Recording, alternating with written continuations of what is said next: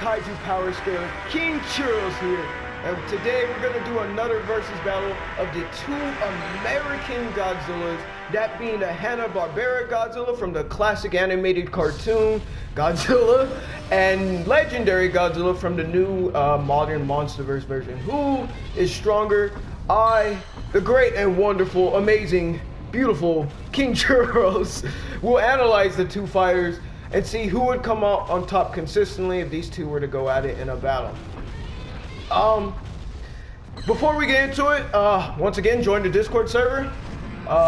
We have discussions about kaijus, dinosaurs, aliens, monsters, whatever you want to talk about. We talk about it all the time, man. Go crazy. If you don't got your homies at school or your family don't care about it, bro, join the Discord server, man.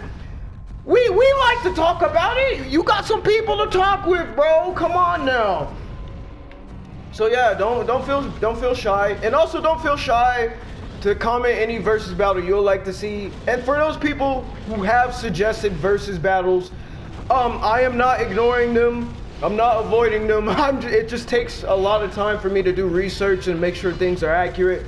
And then sometimes people suggest another video, so I'm not too sure which one they want to come out first or not. So yeah, it's a bunch of random stuff. But trust me, if you suggested a video, it will come out. Don't worry. It might come out tomorrow or in a week, or you know, my very inconsistent upload schedule, maybe in 15 years. but yeah, real talk. I'm not ignoring it. But yeah, let's get on to the video.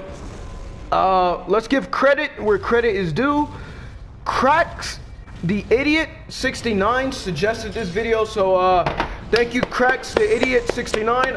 Let me know if I read your name wrong, but I think I did it right. So yeah, thank you for this video suggestion. So let's get on to the battle. We have our boy MonsterVerse Godzilla, who we can all consistently agree with. At the lowest levels, large island level, which is kind of disrespectful at this point because you can get so much stronger scaling with him. You can also put him at country to large country. Once again, not as disrespectful, but a bit of a low ball. And more consistently, you can get him to multi-continental, which is what pretty much everyone agrees on. Yay!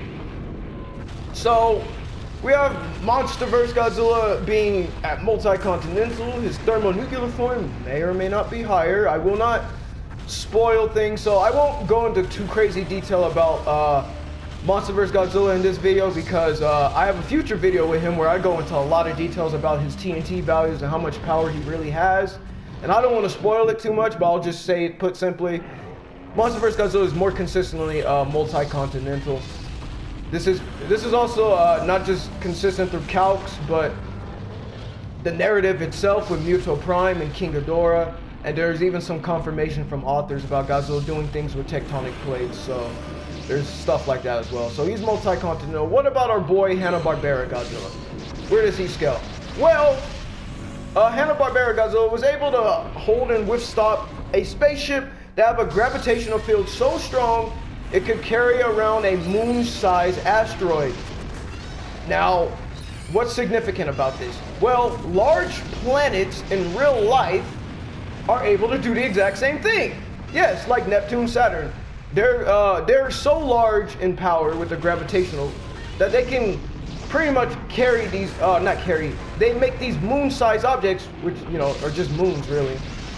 They can make them orbit around them, and that's essentially what this thing did. This helps give Hanna-Barbera large planet scaling. Now, why am I talking about multi-continental large planet stuff? Well, think of it like this. Earth is not a large planet. It's just a regular size one. More so, you can even kind of call it a small planet, really. In terms of power scaling battle, it's just, Earth is used as the metric for just planetary, not small planet. So it's just a planet, but Earth can contain multiple continents, right? Now, according to some research, there can be over 1,000 Earths inside of Jupiter, which is a large planet. And if Earth can contain 7 continents, and thousands of Earths can be in a large planet, which means there'll be over 7,000 continents in Jupiter if it wasn't a gas planet? You guys get where I'm coming from? Yeah. Hanna-Barbera is drastically more powerful than Monsterverse. He's able to attack at 345 yotatons due to this effect. Yotatons is massively more powerful than what Monsterverse would be consistently placed at, which he may or may not be peta to exatons. Who knows? I don't know. Do you know? But yeah, that yotatons is drastically above that. Did I say yotatons? Yeah, yotatons. Yep, yotatons. Which is drastically above that.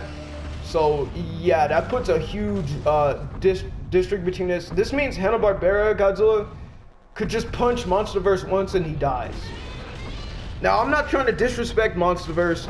He is my personal favorite Godzilla ever. But I'm just saying the facts how it is. He's not beating Hanna-Barbera with pure power scaling. Not to mention, Hanna-Barbera Godzilla also have some hexes as well. Not hexes, extra ability. He can shoot lasers from his eyes. Lasers can move to relativistic to light speed, possibly FTL speeds. I haven't found any calcs for Hanna-Barbera's, but at a bare minimum, it's relativistic, which relativistic is around 70 to 90% the speed of light. Monsterverse doesn't really have consistent feats that proves he has relativistic dodging. You can argue he fought Kong, who can move at relativistic speeds because he can react to his own atomic breath. However, it's not too great.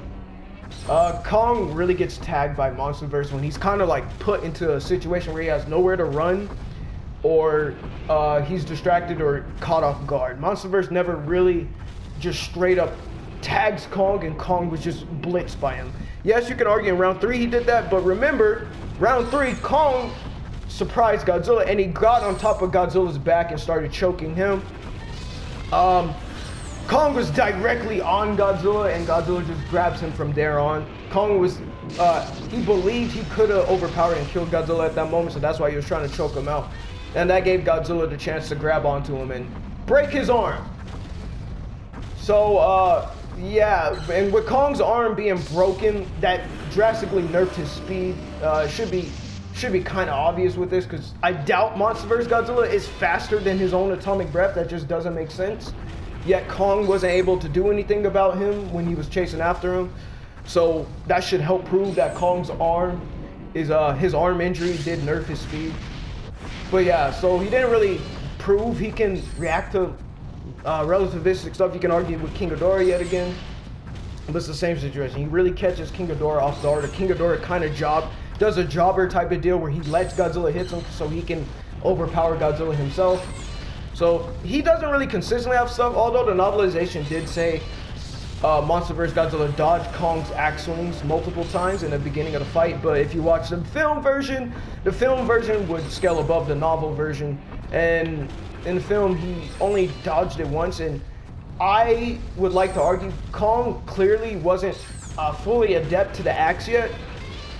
And Kong kind of made it purely obvious that he was coming straight for Godzilla's head. It's not like he... Oh, I'm sorry. I'm stuttering.